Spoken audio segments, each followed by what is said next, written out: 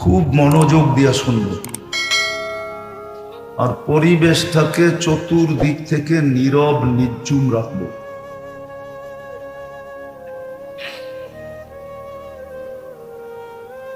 অচিরেই কিন্তু আমাদের সমস্ত সম্পর্কগুলা যেইগুলা দুনিয়াতে আজকে চলমান, যেইগুলা আমাদের কাছে সম্পর্কগুলা পরিচয়ের বিষয় হোক বা পরিচিতির বিষয় হোক বা গৌরবের বিষয় হোক, সমস্ত সম্পর্ক কিন্তু আমাদের অচিরেই ছিন্ন হয়ে যাবে। মৃত্যু হইতে দেরি, দুনিয়ার সমস্ত সম্পর্কগুলা শেষ হইতে দেরি হবে না। এই জন্য কিতাবে একটা শব্দ আছে যে যেই বাড়িতে মৃত্যু হয়, মনোযোগ মনোযোগ, আওয়াজ না, আপনি দাঁড়ায়া শোনেন, মনোযোগ দিয়ে শোনেন, কোনো আওয়াজহীন শোনেন। যেই বাড়িতে মৃত্যু হয় ওই বাড়িতে একটা ঘোষণা হয়, ওই বাড়িতে একটা ঘোষণা হয়, মৃত্যু ব্যক্তিকে সম্বোধন করে ফেরেশতারা একটা ঘোষণা দেয়, যাহাবাতিল আমওয়াল, তোমার সমস্ত সম্পর্ক ছিন্ন। এই ভাই পিছে কারা আওয়াজ করে?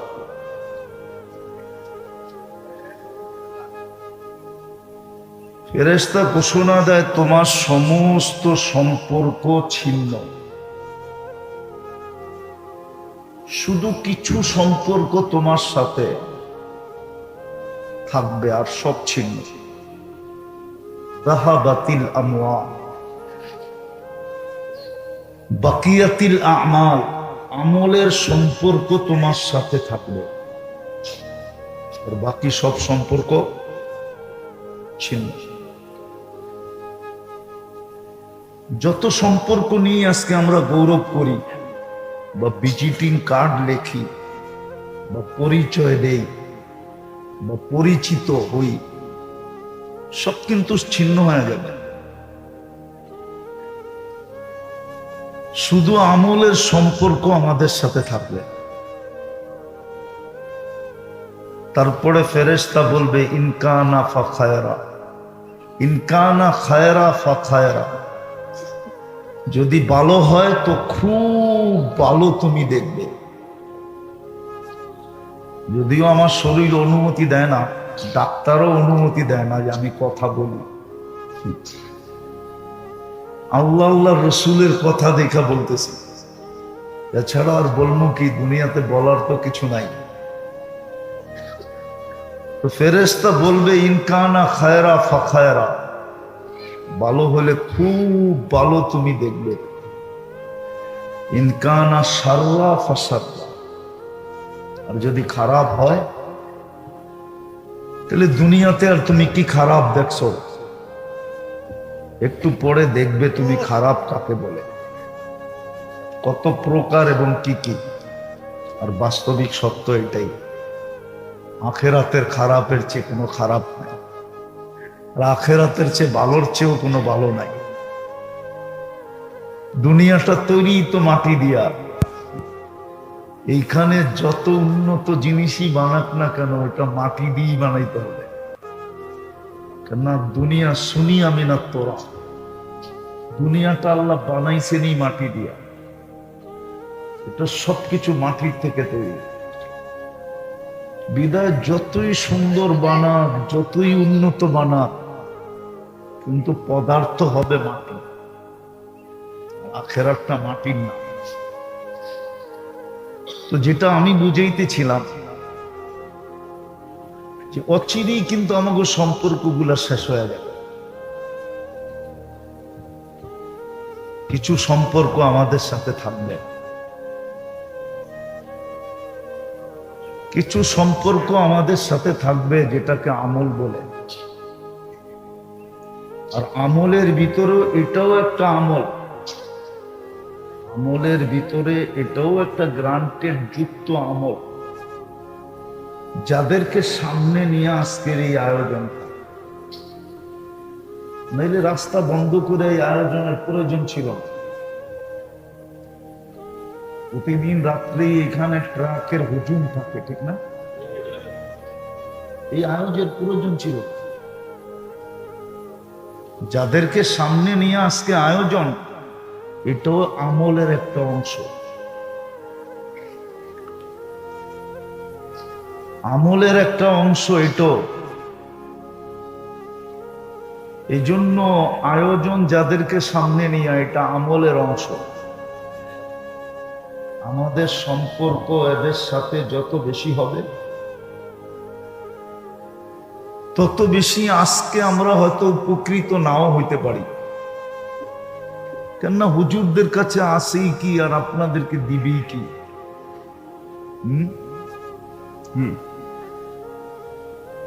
কিন্তু আজকে উপকৃত নাও করতে পারে, কিন্তু কালকে করবে। কেননা আল্লাহর সিস্টেম। দেশকে যেরকম দেশের স্বাধীনতা সার্বভৌমত্বকে টিকায় রাখার জন্য যেরকম 3 বাহিনী, 4 বাহিনী, 5 বাহিনী দেশের পক্ষ থেকে যেরকম নির্বাচিত হয়, যারা দেশের সীমান্তকে সুরক্ষা করে, স্বাধীনতা সার্বভৌমত্বকে সুরক্ষা দেয়, যেরকম সরকারের পক্ষ থেকে বাহিনী নিযুক্ত, ঠিক দিনকে টিকায় রাখার জন্য আল্লাহর পক্ষ থেকে 4 বাহিনী নিযুক্ত। ওই 4 বাহিনীকে সামনে রেখে আজকের এই আয়োজন। এই 4 বাহিনীর সাথে যদি আপনার সম্পর্ক হয়, যেমন ছেলে যত বড় প্রশাসনিক অফিসার হয়, মা বাবা তত বেশি গৌরব বোধ করে, ঠিক না? কিন্তু এটা দুনিয়ায়। তো 4 বাহিনীর ভিতরে আল্লাহ এই বাহিনীকে নিযুক্ত আল্লাহর পক্ষ থেকে। 1 নম্বর হলো কারি, 2 নম্বর হলো হাফেজ, 3 নম্বর হলো আলেম, 4 নম্বর হলেন হক্কানি আল্লাহ। এই 4 বাহিনী আল্লাহর পক্ষ থেকে নিযুক্ত দিনকে টিকায় রাখার জন্য। এই জন্যই এদের সাথে যাদের সম্পর্ক যত বেশি ঘনিষ্ঠ হবে, কিয়ামতের দিন এই সম্পর্ক সবচেয়ে বেশি কাজে আসবে। আর আমি আপনাদেরকে দেখাইতেছি, 2টা দেখাবো। এই জন্য এক একজন হাফেজ 10 জন করে জান্নাতে নিয়ে যাবে। এরকম 10 জনকে নিয়ে যাবে যাদের জন্য জাহান্নাম অবধারিত ছিল। আর এক একজন আলেম 400 জনকে নিয়ে যাবে। তো এটা গ্রান্টেড। এই জন্য আমি আপনাদের কাছে অনুরোধ করব, আয়োজনটা কিন্তু ওদেরকে নিয়েই। এই মাদ্রাসার হাফেজ ছাত্রদেরকে পাগড়ি দেওয়া উপলক্ষে আমরা তো ছোট একটা পাগড়ি দিব, হয়তো দেওয়া হয়েও গেছে মনে হয়। ছোট একটা পাগড়ি দিব আমরা, কিন্তু আল্লাহ কিয়ামতের দিন এদেরকে কি দিবে ওটা হলো দেখার বিষয়। যদিও বলা হয়েছিল কিন্তু মানা হয় নাই।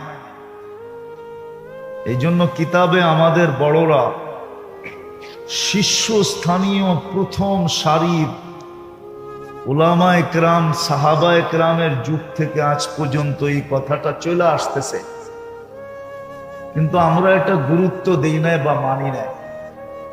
ছিল প্রত্যেক ঘরে কমসে কম একজন হাফেজ হওয়া উচিত ছিল। প্রত্যেক ঘরে, প্রত্যেক ফ্যামিলির ভিতরে একজন হাফেজ তৈরি করা উচিত ছিল।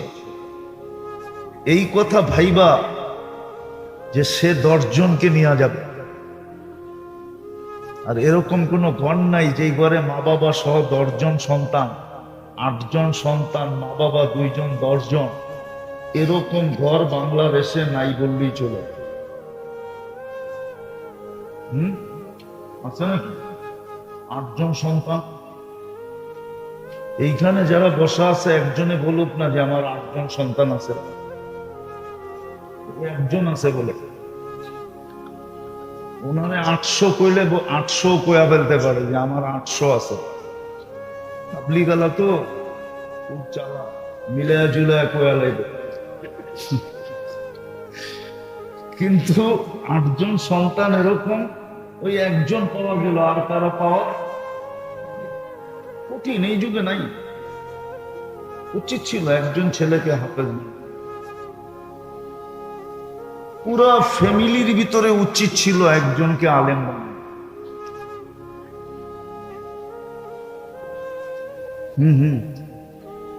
দেশের সিংহভাগ খরচ হয় যেটাকে বলে সুরক্ষা খাতে। দেশের সুরক্ষা খাতে দেশের অর্থের সিংহভাগ খরচ হয় এটার পিছনে। একটা ফ্যামিলি না, একটা বংশের ভিতরে একজন আলেম বানানো উচিত ছিল। বংশের ভিতরে একজন আলেম, সে 400 জন নিয়ে যাবে। একটা বংশের ভিতরে 400 জন লোক পাওয়া এখন কঠিন। পুরো বংশ মিলা উচিত ছিল একে পালা। এই কথা ভাইবা যে কিয়ামতের দিন গ্রান্টেড, এটা আল্লাহ গ্যারান্টি দিতেছেন যে সুপারিশকারী কিয়ামতের দিন 3 দল, তার ভিতরে গ্যারান্টি হাফেজ আলেম আল্লাহওয়ালা। এক একজন আল্লাহওয়ালা 1,00,000 জন নিয়ে যাবে, 1,00,000 জন। কতজন? কতজন? কতজন? একটা উদাহরণ দিমু দিমু ইলিয়াস রহমতুল্লাহ আলাইহি একজন, ঠিক না? তাবলীগওয়ালা দুনিয়ায় কয়জন? কয়জন? লক্ষ লক্ষ, ঠিক না? ইলিয়াস রহমতুল্লাহ আলাইহি কয়জন? আচ্ছা, এসহাক সাহেব রহমতুল্লাহ আলাইহি কয়জন? চিনেন এসহাক সাহেবরে? চিনেন? কে? একটু লাভ দেন না, লাভ তো দেয় না দেখি তো। এসহাক সাহেবরে চিনেন? চিনেন? কে? ওনার মুরিদান এই পর্যন্ত কয়জন? হ্যাঁ, একজন আল্লাহওয়ালা লক্ষ লক্ষ লয়া যাবে যদি আপনার সম্পর্ক ওনার সাথে থাকে। আর যদি সম্পর্ক না থাকে তাহলে আপনি আঙ্গুল ধরার সুযোগ পাবেন না। এই জন্যই আমি কথা শুরু করছিলাম এটা দিয়ে, সম্পর্কগুলো ছিন্ন হয়ে যাবে। আজকে যে আয়োজনটা যাদেরকে সামনে নিয়ে, এদের সাথে যদি আমাদের সম্পর্ক হয় তাহলে ইনশাআল্লাহ আপনি গ্যারান্টি কিয়ামতের দিন এদের আঙ্গুল ধরে পার হয়ে যাবেন। এই জন্য সবার কাছে দরখাস্ত হবে, আসেন, কত সম্পর্কের পিছিয়ে তো সারাদিন দৌড়াইতে থাকেন। আমরা চোখে আঙ্গুল দিয়ে দেখায় দিতে পারি, আমরা এটার বিরোধিতা করতেছি না যে আপনি এই সম্পর্কের পিছনে দৌড়ায়েন না, কিন্তু দৌড়ান, কিন্তু এদের সাথেও নিজের সম্পর্ক জুড়ে। এরকম মসজিদের সম্পর্ক আপনার কাজে দিবে। আলেম ওলামা আল্লাহওয়ালাদের সম্পর্ক যেরকম কাজে দিবে, এরকম মসজিদের সম্পর্ক আপনার কাজে দিবে। এরকম কোরআনের সম্পর্ক কাজে দিবে। এই জন্য আমি বইলা থাকি, যদিও আমার এলাকার মানুষ বুঝবে কিনা জানি না, জুমার দিন শতবার বলছি এই পর্যন্ত যে আপনি কোরআন পড়তে পারেন না, আমার কোনো আপত্তি নাই। আমি আপনাকে এখন শিখতেও বলবো না, কিন্তু এটা অবশ্যই বলবো, আপনি ডেলি কোরআনটাকে একবার নেন, মহব্বতে একটা চুমা দেন, একটু বুকে রাখেন, একটু চোখে লাগান, একটু মাথায় রাখেন, আর মনে মনে বলেন আল্লাহর কালাম, আমি পড়তে পারি না তাতে কি আসে যায়, সম্মান তো করতে পারি, মহব্বত তো করতে পারি, ভালো তো বাসতে পারি, ভক্তি তো করতে পারি, শ্রদ্ধা তো করতে পারি, সম্মান তো প্রদর্শন করতে পারি। আপনি ডেলি কোরআনকে চুমা দেন, কোরআন সম্পর্ক কাজে দিবে, মসজিদের সম্পর্ক কাজে দিবে, আলেম ওলামাদের সম্পর্ক কাজে দিবে। এরকম ওলামাদের থেকে শিখেন যে কালকে আমার কোন সম্পর্কগুলা কাজে দিবে। দেখবেন যে ক্ষুদ্র একটা সম্পর্কের কারণে আপনাকে আল্লাহ পারে লাগায় দিছে। কসম খোদা, কসম কসম কসম। শুধু আপনি এই নিয়তে রাস্তায় চলতে চলতে আপনার চোখের সামনে একটা পিন নজরে পড়ছে, পিন, পিন চিনেন? পিন চিনেন? আপনি এটা ভাবছেন যে হয়তো কারো পায়ে লাগতে পারে, আপনি সরায় গেছেন, শুধু এতটুকু কাজের কারণে হতে পারে কালকে আল্লাহ আপনাকে পারে লাগায়। ওলামাদের থেকে শিখেন। জীবনটা কিন্তু ছোট। আমি জীবিত আছি এখন, যতটুক না প্রচার হয়েছে, আমি মরা গেছি এটার প্রচার কিন্তু এক সপ্তাহ আগে এর চেয়ে কোটি গুণ বেশি হয়েছে। শুধু একজনেরই ভিউজ হয়েছে 25 মিলিয়ন, 2.5 কোটি 24 ঘন্টা। শুধু মরা যাওয়া, আমি মরা গেছি, আপনি আর আমিও একদিন মরা যাব। হয়তো এইবারেরটা মিথ্যা হয়েছে, সামনেরটা হয়তো সত্য হবে, নাই চলে গেছে। আপনাদের কাছে আমার হাত জোর কথা আছে, এই সম্পর্কগুলা খুব বাড়ায়।